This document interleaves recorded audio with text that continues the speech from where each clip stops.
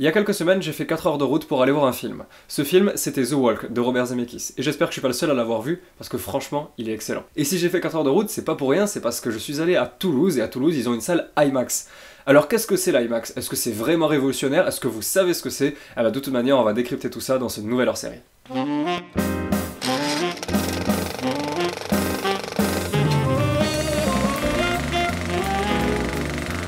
L'IMAX, qui est la contraction de image et maximum, c'est bien des choses au cinéma. Tout d'abord, c'est une manière de filmer. Ça va nous faire réviser le format des pellicules, vous inquiétez pas, rien de bien méchant. Ce qu'il faut savoir, c'est que le format traditionnel de pellicule, sur lequel la plupart des films sont tournés, c'est du 35 mm. C'est le format de pellicule standard donc, et en gros, tout ce qu'il faut savoir, c'est que quand il défile devant un projecteur, pour la diffusion en fait, il défile verticalement devant ce projecteur. La première ambition d'IMAX, c'est de présenter, donc comme son nom l'indique, une image maximum, c'est-à-dire des angles de vue plus grands, des images plus riches, et donc pour ça on a besoin de filmer sur des pellicules qui ne font plus 35 mm, mais 70. Et il n'y a pas que la pellicule qui change, il y a aussi le projecteur, puisque pour diffuser du IMAX, on a besoin d'un gros projecteur, d'énormes projecteurs, je suis sûr que vous en voyez là, j'ai trouvé des images, qui font défiler la pellicule non plus verticalement, mais horizontalement. Et qui dit grosse pellicule, dit plus grosse caméra, et plus cher aussi. Et enfin, si l'image est plus grande, il faut aussi un écran assez grand sur lequel la projeter.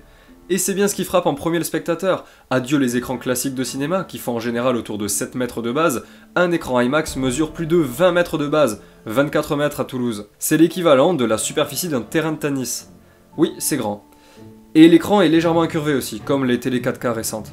Mais avant d'aller plus loin, il faut pas que j'oublie un élément important nécessaire à l'immersion promise par l'IMAX, c'est le son. IMAX, sur son site officiel, nous dit qu'il y a plus de 44 haut-parleurs dans toutes ces salles, dispersés aux 4 coins, c'est-à-dire à gauche, à droite, devant, derrière et même parfois derrière l'écran. Bon, on dira que c'est du son 3D en gros. Et pour vous donner une aperçu de la puissance du machin, voilà une petite vidéo. Bon, tout ça c'est bien beau, mais quels films sont tournés en IMAX ? Eh bien désolé, mais pour l'instant aucun film hollywoodien grand public ne peut prétendre à ce titre. Enfin, presque. En effet, en 2002 sort le Pôle Express de Robert Zemeckis. Encore vous ? En IMAX 3D. Enfin, comme c'était de la motion capture, on peut pas vraiment dire que c'était le premier film vraiment entièrement tourné en IMAX 3D. Les coûts de production super élevés et les contraintes de tournage occasionnées font qu'il a fallu attendre 2008 pour voir un film partiellement tourné en IMAX, et ce film, c'est The Dark Knight de Christopher Nolan. Si en regardant votre Blu-ray vous vous demandiez pourquoi parfois les bandes noires disparaissaient, ne cherchez plus, c'est parce que les dites scènes ont été tournées en IMAX. Alors jusqu'en 2008, elles ont servi à quoi les salles IMAX ? Enfin, ça existe depuis les années 70 quand même. Les salles IMAX, jusqu'à très récemment, n'étaient pas construites dans le but de diffuser du contenu traditionnel. Voyez plutôt ça comme une grosse attraction. C'est donc dans ces salles que vous pouviez voir de magnifiques documentaires d'une quarantaine de minutes maximum, tournés, eux, entièrement en IMAX. Il a fallu attendre Les Ailes du Courage de Jean-Jacques Hano, sorti au Futuroscope en 1996, pour voir le premier film de fiction entièrement tourné en IMAX. Ce moyen-métrage de 50 minutes, en IMAX 3D, raconte l'histoire vraie de Henri Guillaumet, un pilote de l'Aéropostale qui s'est écrasé dans la cordillère des Andes et qui a survécu malgré des conditions extrêmes.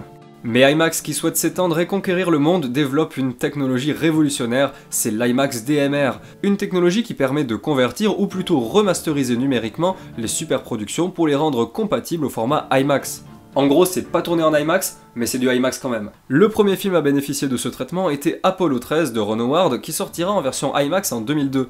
Mais c'est un autre film, en 2003, qui démocratisera cette technique de reconversion. Ce film est nul autre que Matrix Révolution des frères Wachowski, et c'est tout simplement le premier film à sortir à la fois en IMAX et sur le circuit traditionnel.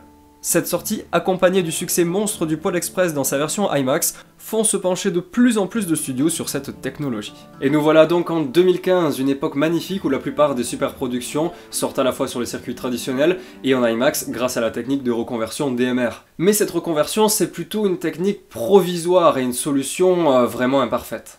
En gros, même si la majorité des films sont bien reconvertis, d'autres font l'objet d'un traitement encore trop superficiel, et on peine à y voir la valeur ajoutée. Pire, parfois la reconversion nous ampute d'une partie de l'image, comme ici sur The Dark Knight ou encore 300. Et puis franchement, aussi bonne soit la com sur la technologie DMR, ça me fera pas oublier qu'à la base, l'IMAX c'est du 70 mm. Si un vrai film entièrement en IMAX est aussi difficile et coûteux à produire, c'est qu'il a bien une raison. Mais je pense que les choses vont changer puisqu'un film extrêmement attendu va changer la donne. Avengers Infinity War partie 1 et 2 seront les 2 premiers films à être entièrement tournés avec des caméras IMAX, et ça s'annonce spectaculaire. Bon, la première partie sortira en 2018, mais on aura le temps de patienter avec entre autres Captain America 3 Civil War, qui bénéficiera de 15 minutes tournées en IMAX. Ce qui est cool, c'est que ça prouve que l'industrie du cinéma se repose pas sur la facilité de la reconversion DMR, et ça c'est quand même rassurant. L'IMAX en a parcouru du chemin depuis sa première présentation à l'Exposition universelle de Montréal en 1967, et s'il y a encore très peu de salles en France, je pense que les prochaines années, chaque grande ville aura droit à son cinéma IMAX. Le plus gros frein que je vois à l'IMAX, son prix. Autour de 16 € par personne, c'est un peu cher, et même s'il est clair qu'on ne paye pas pour rien, et qu'il y a un investissement considérable sur la maintenance de ces salles, rester positionné sur ces prix feront de l'IMAX un divertissement de luxe occasionnel. Et vous, est-ce que vous avez déjà vu un film en IMAX? Est-ce que ça vous a plu? Est-ce que vous avez eu envie de réitérer l'expérience?